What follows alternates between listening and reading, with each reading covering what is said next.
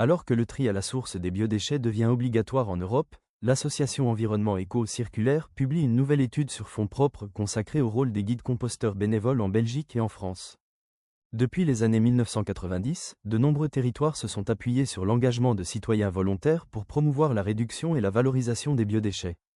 Formés par les collectivités ou les associations, ces bénévoles relais, appelés guides composteurs, sensibilisent, accompagnent et conseillent les habitants sur les gestes du tri, du compostage domestique ou partagé, et de la gestion de proximité.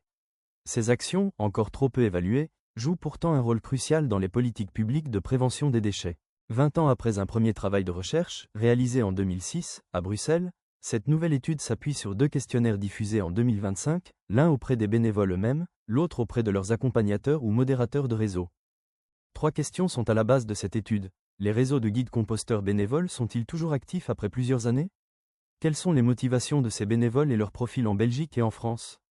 Ces réseaux sont-ils complémentaires aux actions menées par les autorités publiques locales? L'enquête menée par Environnement Éco-Circulaire vise à mieux comprendre le profil et les motivations des guides composteurs bénévoles, la durabilité des réseaux et leur accompagnement dans le temps, les complémentarités avec les professionnels du compostage, maîtres composteurs, chargés de mission, les leviers pour renforcer l'implication citoyenne dans la gestion des déchets biodégradables. Les premiers résultats démontrent l'importance de disposer d'un accompagnement professionnel structuré et régulier pour faire vivre ces réseaux dans la durée, tout en soulignant la richesse de l'engagement bénévole comme catalyseur de changement au sein des territoires. Alors que les collectivités renforcent leurs plans de prévention des déchets, cette étude invite à mieux reconnaître le potentiel de coopération entre acteurs publics, professionnels et citoyens engagés. Une série de recommandations y sont reprises pour aider les autorités locales, les intercommunales et les régions à dynamiser et pérenniser ces dynamiques de terrain, et les intégrer dans les stratégies de réduction des déchets. Vous désirez consulter cette étude?